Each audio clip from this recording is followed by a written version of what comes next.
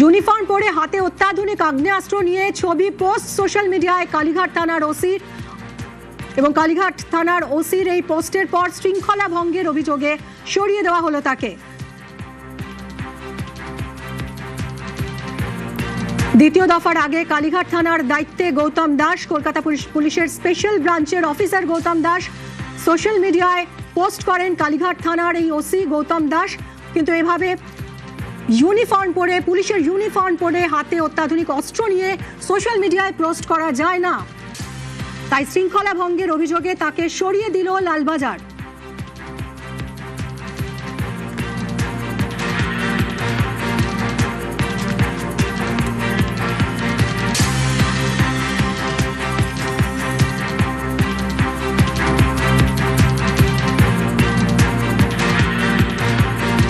এর আগে কালীঘাট থানার ওসির বিরুদ্ধে কমিশনে নালিশ জানায় তৃণমূল। সোশ্যাল মিডিয়ায় পুলিশ অফিসারের পোস্ট, কমিশনের হস্তক্ষেপ দাবি করে তৃণমূল। অমিত রয়েছে আমার সঙ্গে, আরো জানাবে অমিত, কি কারণে সরিয়ে দেওয়া হলো? গৌতম দাস, যিনি কালীঘাট থানার ওসির দায়িত্বে ছিলেন, ঠিক নির্বাচন বুধবার হয়েছে, রবিবার দিন তাকে দায়িত্ব দেওয়া হয়েছিল কালীঘাট থানার ওসি হিসেবে। নির্বাচন কমিশন তাকে দায়িত্ব দিয়েছিল।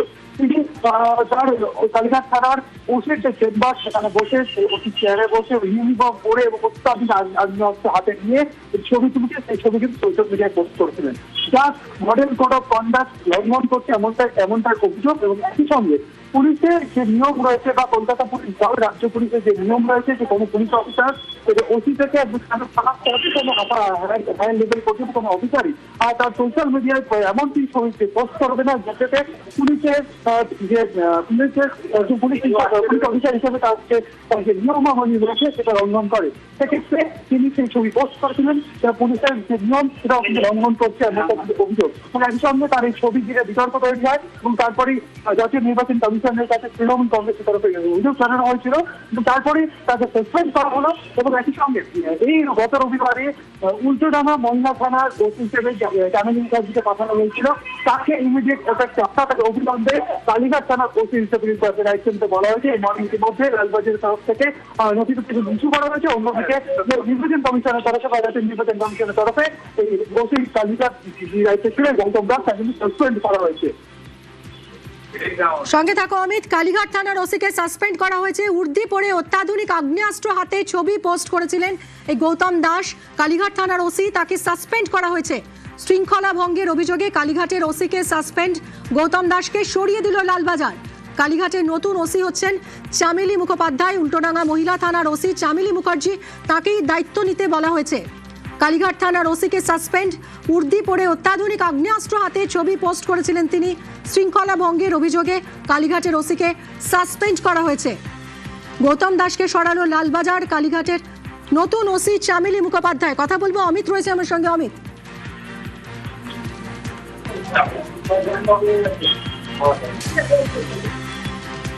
অমিত শোনা যাচ্ছে?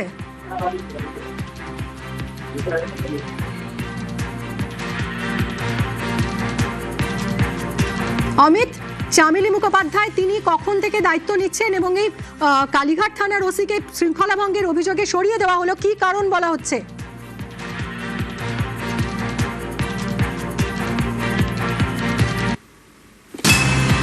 কালীঘাট থানার ওসিকে সাসপেন্ড, উর্দি পরে অত্যাধুনিক আগ্নেয়াস্ত্র হাতে এই ছবি পোস্ট করেছিলেন তিনি সোশ্যাল মিডিয়ায়। এবং কিভাবে তিনি উর্দি পরে হাতে আগ্নেয়াস্ত্র নিয়ে ছবি পোস্ট করেন এবং শৃঙ্খলা ভঙ্গের অভিযোগে কালীঘাটের ওসিকে সাসপেন্ড করা হলো। গৌতম দাসকে সরিয়ে দিল লালবাজার।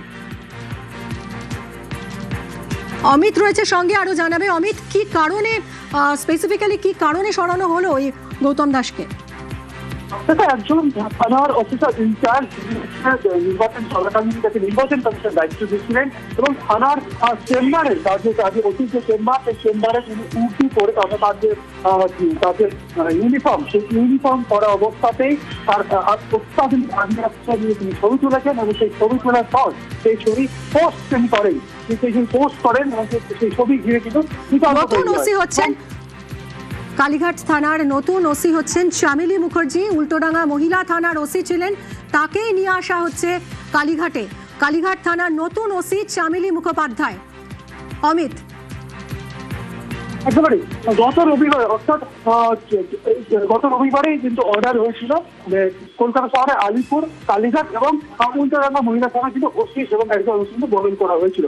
সেক্ষেত্রে গৌতম দাসকে স্পেশাল ব্রাঞ্চে ওসি হিসেবে দায়িত্ব দেওয়া হয়েছিল কালীঘাট থানাতে। অন্যদিকে চামেলি মুখার্জি তাকে পাঠানো হয়েছিল হচ্ছে উল্টোডাঙ্গা মহিলা থানা ওসি হিসেবে। তাকে ইমিডিয়েট যেহেতু গৌতম দাসকে সাসপেন্ড করা হলো, তাকে সরানো হলো এবং ইতিমধ্যে লালবাজার থেকে নোটিফিকেশন ইস্যু করা হয়েছে এবং নির্বাচন কমিশন থেকেও সাসপেন্ড অর্ডারও কিন্তু ইস্যু করা হয়েছে গৌতম দাসের বিরুদ্ধে। সেক্ষেত্রে সেই ওসির পদ কিন্তু পাতা রয়েছে এবং সেই জায়গাতে চামেলি মুখার্জি যাকে গত রবিবার উল্টোডাঙ্গা মহিলা থানা ওসি হিসেবে যাকে দায়িত্ব দেওয়া হয়েছিল, সেই চামেলি মুখার্জিকে কালীঘাট থানা ওসি হিসেবে কিন্তু দায়িত্ব কিন্তু দেওয়া হলো এবং তাকে ইমিডিয়েট এফেক্ট বলতে অবিলম্বে তাকে কালীঘাট থানায়। একদমই অমিত, সঙ্গে থাকো। কালীঘাটের ওসিকে সরিয়ে দেওয়া হয়েছে এবং তার জায়গায় নিয়ে আসা হয়েছে উল্টোডাঙ্গা মহিলা থানার ওসি চামেলি মুখার্জি। চামেলি মুখার্জিকে গত রবিবারই উল্টোডাঙ্গা মহিলা থানার ওসির দায়িত্ব দেওয়া হয়েছিল।